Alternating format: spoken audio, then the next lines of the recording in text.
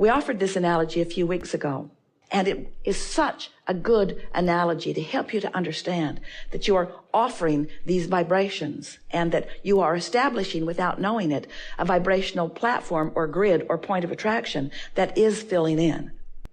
And that you have control over what fills in, not once the momentum of it begins, but before the momentum of it begins.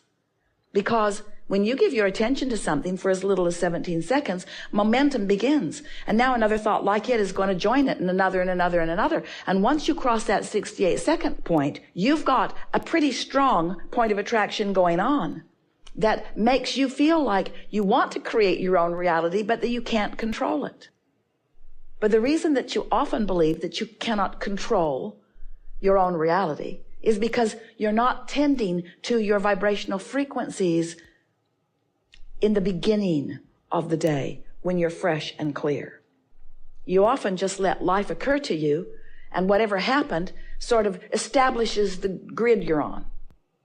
And then being on that grid, the momentum gathers, and then you come to a gathering like this where we say you create your own reality, and you say, well, maybe I do, but it doesn't feel like I'm creating my own reality. It feels like reality is creating me. It doesn't feel like I'm thinking my own thoughts. It feels like the thoughts are thinking me. And we say, that's because you're not jumping in and paying attention until there's momentum already established. You want to get out ahead of the manifestation. You want to get out ahead of the momentum. When you find yourself flying high and feeling good, milk it longer until you've established more of a pattern. And it is our promise to you, in time, you will be at this high-flying, good-feeling, grid frequency often enough that when you dip into a lower one, and you will because stuff happens, you're not blind, you're not deaf, you're not oblivious to what's going on in life. You're watching television. You're talking to your friends. You're aware of what's happening. All kinds of things are going to place you momentarily, temporarily, maybe even for a longer time than you want to, on these lower discs that are going to fill in with more evidence of where you are. That's all just fine. But every chance you get, if you're meditating, if you're making lists of positive aspects, if you're rampaging in appreciation, if you're watching for the things that feel good more and more, you will establish more of a chronic vibrational frequency in that higher frequency so that more of what's in your vortex will begin to fill in, and you will begin to feel two wonderful things. Empowerment, self-empowerment, because you're in control of your vibration, therefore you're in control of your point of attraction. Empowerment and a feeling of worthiness. And we so want you to have those experiences, those emotions that go so tightly together, because you tend to not tend to your frequency, and then stuff happens that you don't like, and then you make such a wrong assumption that someone has deemed you inappropriate and now is giving you stuff you don't want as punishment for your inappropriateness. And there's nothing like that going on. It's that you've simply chosen a frequency that won't let on what you do want and does let on what you don't want. That's all. You create your own frequency. You create your own momentum. You create your own reality. You do. Don't you love knowing that? We love you knowing that. We love, love, love you knowing that. So have you been listening to us for a while? Do you like knowing that you are the creator of your own reality? Yes. Do you like knowing that you are a vibrational being? Now that's big. Yes. You like all this seeing, hearing, smelling, tasting, touching, licking stuff. We know you do. We know you like all of that. But do you like knowing that you are a vibrational being? Because when you make peace with the fact that you are vibrational first,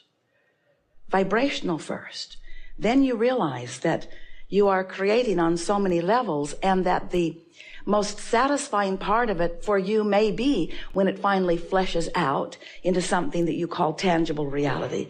But there's so much pleasure to be had in molding the vibrational data of life, molding the vibrational clay of life. There's so much satisfaction in that along the way. And sometimes, frequently, chronically, most of the time, you aren't that excited about creating your reality until you can see it, hear it, smell it, taste it, touch it. You're not that excited about the concept of what you want, but we want you to be, because there's so much pleasure to be had once you've launched a desire, even before it is shaped up in the way that you and others can see it, but you're in the sensing of it mode, the beginning of the realization of it mode. That's our favorite new word to describe what we know about this business of creating. It's our favorite new word. It's not new. It's not new to you.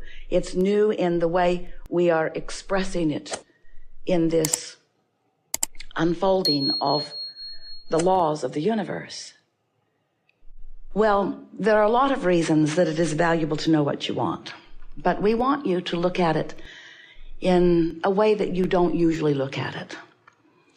So, since you are source energy in these physical bodies, and since being that extension of source energy, you've been sifting through the details of life and coming to many conclusions about wanted and unwanted, you've been launching lots of rockets of desire.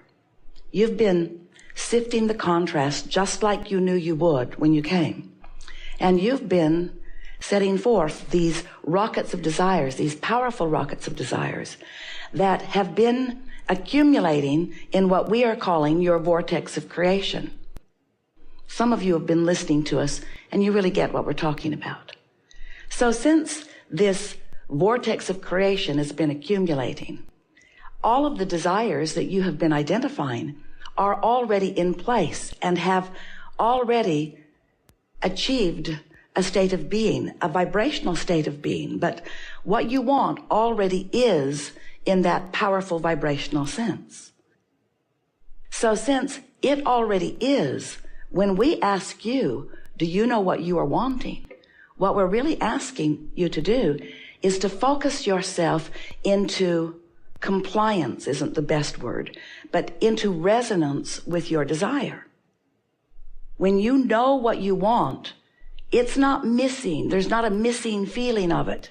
In other words, you're not worried about it. You're not doubting it. When you know what you want, you're vibrationally up to speed with the Vortex version, and it is coming into reality for you more and more, into what you want to call tangible reality for you more and more, all day, every day. You following that? Because when you want it, but you're yearning for it, you don't know what you want. You have known it. You've given birth to it. It exists in a vibrational version, but you're not knowing it until there's resonance between you and your desire. And that is right there the most important distinction. That's the most important distinction in being a deliberate creator. Once you get that, you've got everything. You've been sifting and sorting. You get that. Sift, sort, sift, sort, sift, sort. Know what you don't want, know what you do want, know what you don't want, know what you do want. That's all perfectly logical. What you do want becoming a vibrational reality to which, in the beginning especially, you're usually, hardly ever, not a vibrational match to. You're not a vibrational match to what you want when you've launched it from your awareness of what you don't want. That's logical, isn't it? But you've got to find a way to become more and more of a vibrational match to this thing that has not yet manifested before it can manifest. And by manifest, we want to say before it can be realized by you, realized, before you can interpret it, before you can be in the right place at the right time, before you can be aware, before you can follow the clues, before you have the sense of it. Esther is laughing last night. She and her sister are in their sleeping room, and they'd been talking, and right before they were falling asleep, from the other side of the room, Esther hears Jeannie say, "Oh," and Esther said, "What?" "Did you bring my hairbrush?" This is really cosmically important, so stay with us. And Esther began to laugh because Jeannie had been there a month ago at her house and had left a round hairbrush on a shelf in the dressing room closet where Esther gets ready and when Jeannie is there when they get ready together. And Esther had not even noticed that brush. It had been in there for a month and Esther had not seen it. It was on a shelf that Esther doesn't use for anything else. There are other things on the shelf and Esther had not even seen it. But yesterday morning as she was packing, she had her suitcase all packed. She had dropped it onto the floor. She was ready to drag it out to the car. And she turned around and looked at the shelf and saw a brush she did not recognize. And Esther thought, I should take that. I might need it.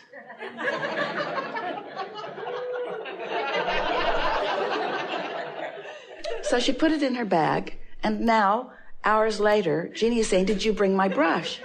And Esther said, yes. And Jeannie said, I was afraid you didn't get my email. Esther didn't get her email. She got her vibrational mail. She got her cosmic mail. She got her vibrational intention. And in a state of non-resistance. You are all communicating with one another, with this universe, with one another, with this universe, much more vibrationally than you are in any other way. You think you are so good the way you chat it up. You think these social medias, they are so inferior to your vibrational medias, you see. And when you start realizing that you are vibrational transmitters and receivers, but that you've got to tend to your frequency. Now, Esther, she really could care less whether she ever tends to the hairbrush frequency or not. But she does like being in communication with her sister. She does like doing the thing at the right time without knowing the whole story. You see, that's the thing. Esther did not know the whole story. She did not get that email. She's still going to look back in the days of email that she has not read yet. There are hundreds of them. To have fun with that email that surely is in there somewhere. But Esther did not have to get the email before she got the message. And so what we are wanting to submit to you, and we think it's a really wonderful thing as you come into an awareness of this, is that Esther did not know the whole story. She didn't realize Jeannie had left the brush. She didn't realize that Jeannie wanted the brush. She didn't realize that Jeannie had contacted her about the brush. In other words, Esther was oblivious to any of that. Like you are often oblivious to the desires that you hold in any moment in time. They're not on your vibrational radar, so to speak. They're in your vortex. But if you are understanding that you don't have to hold fast in your mind everything that you've ever decided that you want. You don't have to consider all of that data and detail. Frankly, it would drive you a little nuts if you were trying to hold all the information in your mind. But if instead you would just know that the better you feel, the more resonant you are with that communication cloud in the sky. It's the V cloud, the vibrational cloud. There it is for you to tap into. Don't copyright that. If you get to it before Esther does, she'll be really, really mad at you. Soon she'll just be talking with us all alone.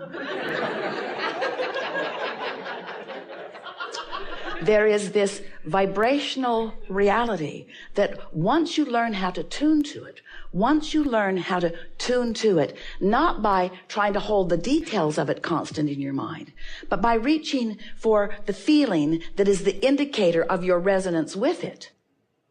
Once you are in constant or chronic or even often resonance with this vibrational well-being, then even though you didn't get the email maybe, even though you didn't get the letter, even though you don't even know the person that you're about to rendezvous with, even though you don't have those facts or those details, you'll be right person, right place, right time, often.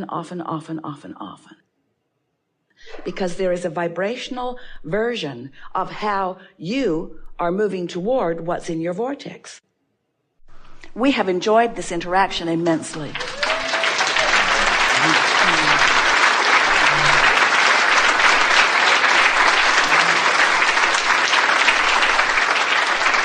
We can feel that we have convinced you of the existence of your vibrational reality. And we've done our best today to help you to feel the importance of your